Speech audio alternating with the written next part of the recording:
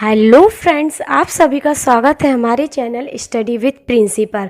कल हमने जैन धर्म के बारे में जाना था, आज हम जानने वाले हैं बौद्ध धर्म के बारे में। जी हाँ, जैन धर्म की अगर आपने वीडियो नहीं देखी तो आप जाकर देख लीजिए, डिस्क्रिप्शन में मैंने लिंक दी हुई है। तो चलिए हम देखते हैं बौद्ध धर्म की स्थापना कब हुई थी, बौद्ध धर्म को किसने चलाया था, कौन कौन इसके संस्थापक कौन है, प्रवर्तक कौन है, उनके पिता का नाम क्या है, माता का नाम क्या है और उनका नाम गौतम बुद्ध कब पड़ा, ये सारी चीज़ें देखने वाले हैं। तो चलिए हम देखते हैं बौद्ध धर्म। सबसे पहले हमारे धर्मों में एक धर्म और आता है बौद्ध धर्म। ठीक है, इसको चलाने वाले यानी इसके प्रवर्तक यानी इसके संस्थापक कौन थे? गौतम बुद्ध थे, जिनका बचपन का नाम था सिद्धार्थ। गौतम बुद्ध नाम कब पड़ा ये हम आगे देखेंगे।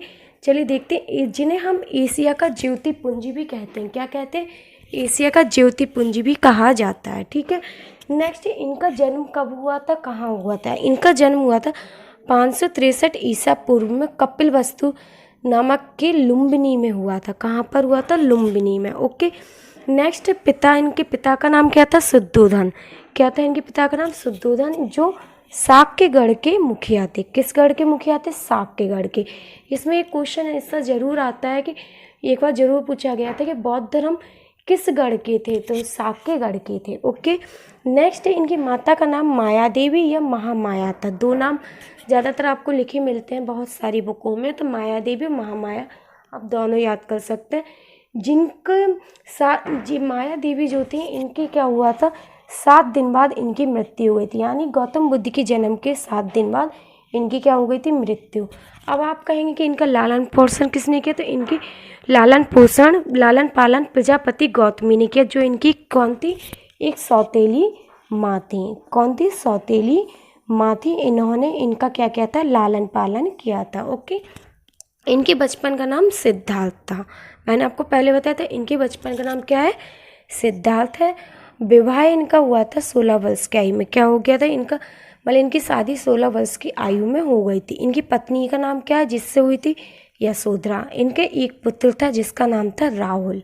ओके, अब ये क्या हुआ, इन्होंने इनकी मृत्यु देख लीजिए। इनकी मृत्यु 483 ईसा पूर्व में हुई थी कुशीनगर में, जो अब कहाँ पर है? देवरिया, यूपी के देवरिया में। इस घटना को, जब इनकी जो मृत्यु हुई थी, इस घटना को क्या कहा गया? महापरिनिर्वाण कहा गया। क्या कहा गया? महापरिनिर्वाण।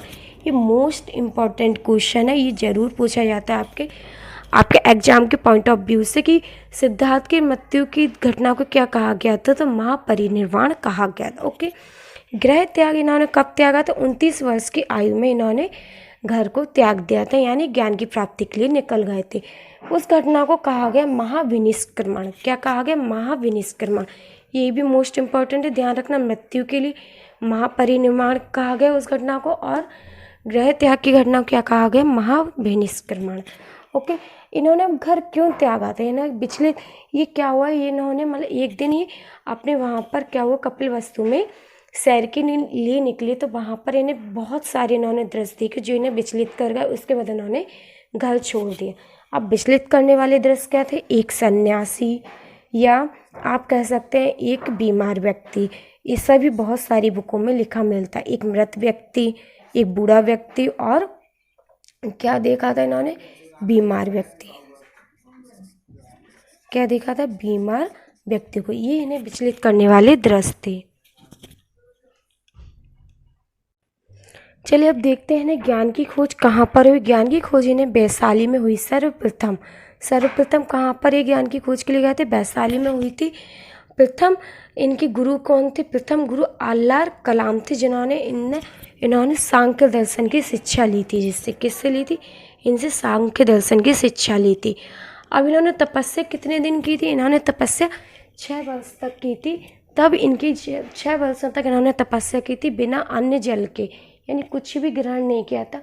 अब 35 वर्ष की आयु हो गई, क्योंकि 29 वर्ष में इन्होंने गृह त्याग किया था, घर त्यागा था। 6 वर्ष की इन्होंने की, तो कितनी हो गई इनकी आयु? 35 वर्ष की। इन्हें ऐसा एक क्वेश्चन आता है मोस्ट इम्पोर्टेंट है कि इन्हें कितने वर्ष की आयु में ज्ञान की प्राप्ति हुई थी?